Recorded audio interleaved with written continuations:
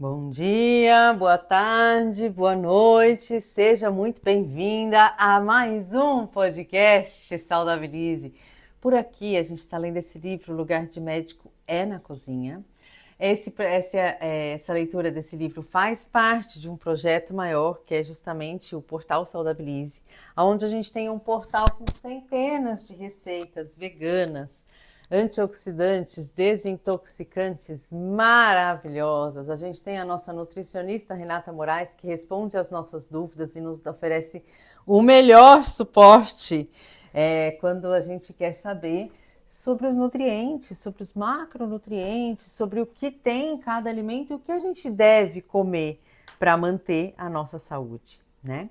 Então, dentro do Saudabilize a gente tem aulas ao vivo, a gente tem essa plataforma com todas essas receitas. As nossas aulas ao vivo são incríveis, inclusive agora, no próximo final de semana, a gente vai ter uma aula muito maravilhosa que se chama Veg Plan, que é exatamente sobre planejamento de refeições, planejamento e organização, porque a verdade é que os restaurantes, eles conseguem colocar o prato na sua frente em 15 minutos. Por que na sua cozinha demora mais de 1 hora para o almoço ficar pronto? Existe um sistema, uma metodologia que é aplicada em todos os grandes restaurantes do mundo todo, do Brasil e do mundo, em que você pode aplicar a sua vida real. E é o que eu vou te ensinar exatamente nesse aulão Veg Plan. Dia 28, às 10 horas da manhã, uma imersão de 3 horas, comigo e com a Nutri Renata Moraes, nutricionista do Saudabilize. Certo? Então, se você quer participar, entre ali no meu Instagram, no Instagram do Portal Saudabilize, fala com a gente, entre em contato com a minha equipe e não deixe de fazer a sua inscrição para estar ao vivo com a gente. A aula fica gravada, mas ao vivo é muito mais interessante, muito mais gostoso. Vamos então começar com essa leitura de hoje, em que a gente começa com alguns nutracêuticos. Muitos nutracêuticos já foram mencionados nas linhas desse livro, beta-caroteno, por exemplo. Mas citei aqui alguns outros, que a ciência vem desvendando como poderosos reparadores da saúde. Resveratrol é uma substância produzida pelas uvas em resposta ao fungo Botrytis cinerea, que está presente nas suas cascas com mais intensidade nas uvas roxas.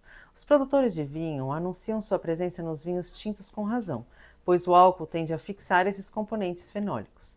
Devemos sempre repetir que não estamos interessados em potência, mas em equilíbrio.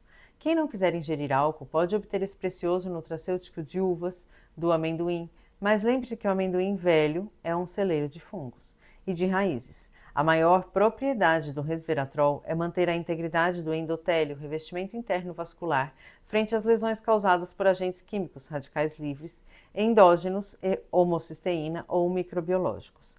Essas lesões dão início ao processo de formação da placa de ateroma. Além do efeito protetor sobre o endotélio vascular, encontrou-se também uma potente atividade anticancerígena e efeitos sobre distúrbios da mente, cognitivos. Ácido elágico. O Instituto do Câncer Hollins, da Universidade do Sul da Califórnia, conduziu um estudo de 9 anos de duração para analisar os efeitos desse componente natural de nozes, tomates, morangos, cerejas, acerolas, uvas, melancias e toranja, grapefruit.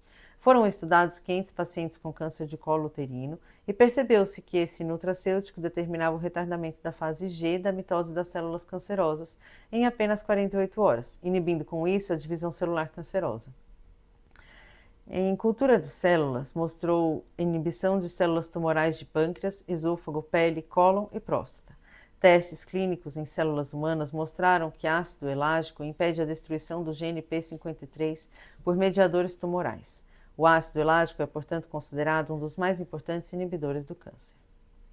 Quercetina é um dos muitos bioflavonoides cítricos, como a rutina, espermidina, a vitamina P, flavonas e flavonoides. São eficazes protetores do endotélio, revestimento capilar e aplicam-se nas fragilidades capilares e insuficiência venosa, varicosidades, hemorroidas, doença vascular e retinopatia diabética. Encontra-se em forma natural em maçã, couve-flor, alho, cebola, rabanete, alho poró, nirá e cebolinha. Em sinergismo com as vitaminas do complexo C, apresenta efeitos marcantes na inibição do crescimento tumoral. Luteína e zeaxantina Estão presentes nos vegetais de cor amarela e verde, pimentões, milho, rúcula, couve, espinafre, verde da beterraba, agrião e mostarda. Apresentam efeitos flagrantes na proteção dos olhos, particularmente sobre a degeneração macular. O metabolismo da visão é altamente oxidativo e esses nutracêuticos protegem, com a ingestão diária, a retina e seus componentes celulares dos radicais livres. Indol 3-carbinol é um potente antioxidante encontrado nas paredes celulares de vegetais como o brócolis, couve-flor, repolho, couve de Bruxelas em seu estado cru. Apresenta efeitos importantes no metabolismo dos estrogênios e na proteção do tecido mamário e de órgãos reprodutores das lesões celulares oxidativas. Contrapõe-se aos radicais livres, protege os órgãos controlados por estrogênio e mantém o equilíbrio hormonal intracelular.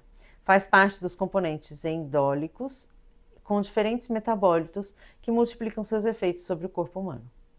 Folato é uma vitamina solúvel do complexo B, encontrada de forma natural nos alimentos folhosos.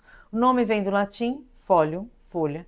Desde o início das pesquisas sobre esse constituinte, entre 1930 e 1940, obtinha-se o folato de folhas escuras, como as do espinafre, percebia-se seu efeito na prevenção da anemia da gravidez. O folato auxilia na produção e manutenção de novas células, o que é de suma importância em períodos de rápida divisão celular, como ocorre na infância e na gravidez. O folato é necessário na síntese de DNA e de RNA e auxilia na prevenção de falsas transcrições e mudanças no DNA, sendo assim protetor das células contra o câncer. O folato é necessário para a síntese normal de glóbulos vermelhos e prevenção de anemia em adultos e crianças. Mais recentemente, discute-se o papel dos folatos no metabolismo e a manutenção de níveis plasmáticos estáveis do aminoácido homocisteína, cujo excesso implica na formação precoce de placas de ateroma. Licopenos são carotenoides encontrados em tomates crus, desidratados ou levemente cozidos. Seu maior efeito é o de prevenir a oxidação da fração de colesterol lipoproteína de baixa densidade, LDL, sendo responsável pela redução do risco de desenvolvimento de aterosclerose e da doença coronariana, de acordo com um estudo recentemente publicado na revista científica Lipids. Nesse estudo foi demonstrado que o consumo diário de produtos de tomate, que provém pelo menos 40 mg de licopenos, foi suficiente para determinar drástica redução na oxidação de LDL do plasma. Alil sulfídeos promovem o odor característico do alho e do nirá, por causa dos componentes sulfúricos, enxofre, conhecidos como sulfídeos. Junto a outros fitoquímicos do alho, tornam-se importantes protetores da função cardíaca. Ao reduzir a viscosidade do sangue, atuam de forma importante na redução da resistência vascular periférica e, com isso, na redução de níveis pressóricos na hipertensão arterial. Adicionalmente, apresentam poderes de inibir o crescimento de fungos e bactérias. Estudos preliminares estão mostrando atividade bloqueadora dos parasitas da malária. São coadjuvantes na inibição de crescimento tumoral. Ácido láurico tornou-se famoso nutracêutico por sua capacidade de inibir o crescimento viral, bacteriano e de protozoários. Seu efeito na destruição de vírus com capa lipídica já é bem descrito na literatura. Por tratar-se de um poderoso protetor de infecções, a natureza tratou de fazê-lo um dos componentes do leite materno. Uma vez recebendo o ácido láurico, o corpo transforma essa molécula em ácido graxo denominado monolaurina, que é a substância responsável pela proteção de lactentes de infecções virais, bacterianas ou por protozoários. Encontra-se na natureza de forma abundante na polpa de coco verde, que é rejeitada e eliminada por praticamente todos os vendedores de coco ambulantes.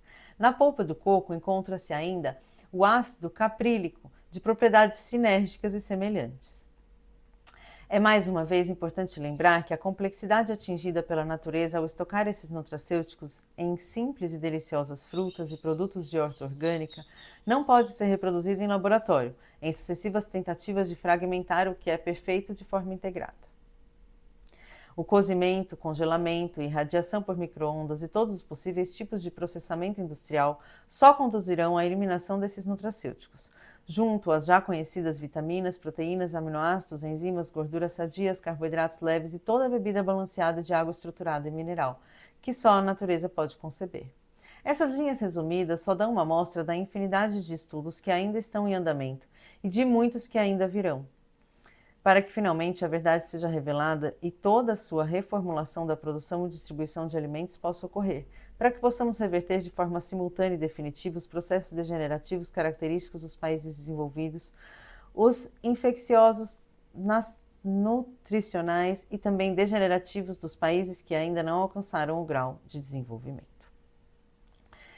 Então agora a gente começa a leitura do capítulo 12, um novo jeito de comer. Eu vou lhe deixar a medida do bom fim. Não me valeu. Trocando em miúdos. Chico Buarque. A transição para a alimentação viva. Um relacionamento problemático, difícil, chega ao fim depois de muitos anos. Toda uma estrutura material e emocional é deixada para trás. Uma casa, lençóis, talheres, discos, amigos, tudo vai mudar. O dia amanhece e ainda se pensa, já acabou? Acabou de vez.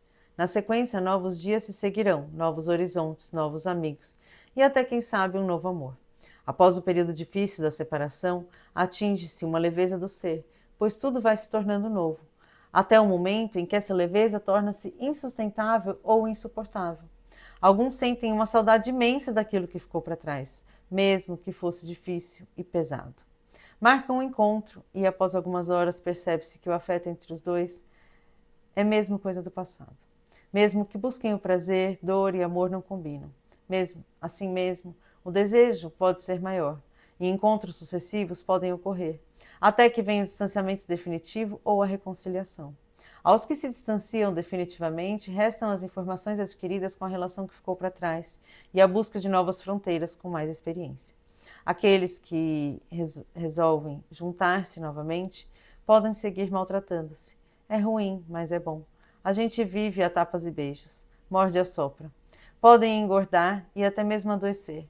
Resta ainda um último grupo que pode se renovar, encontrando uma solução para o relacionamento. Mas mesmo esse caminho requer uma transformação. Procure trocar relacionamento de casal por relacionamento com os alimentos e leia o texto novamente.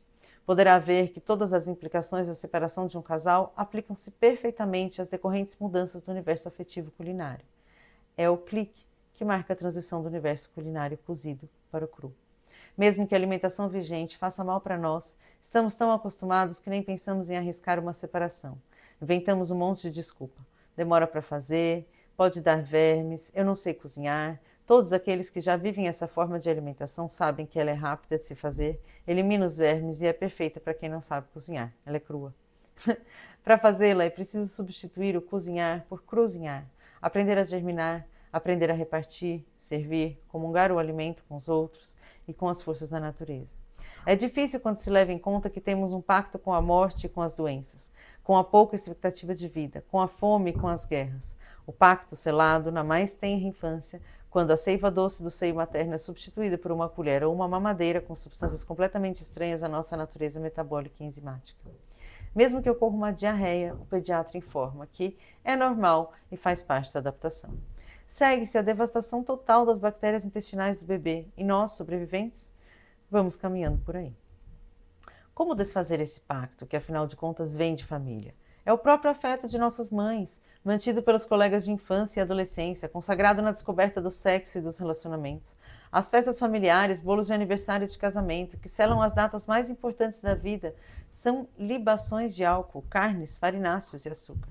Nossa voz mais interna, aquela que sabe exatamente quem somos e o que queremos, vai se calando, até que nos tornamos mudos, cegos e surdos. Não percebemos mais que pegamos uma barca que vai nos levar às doenças precoces e à morte prematura.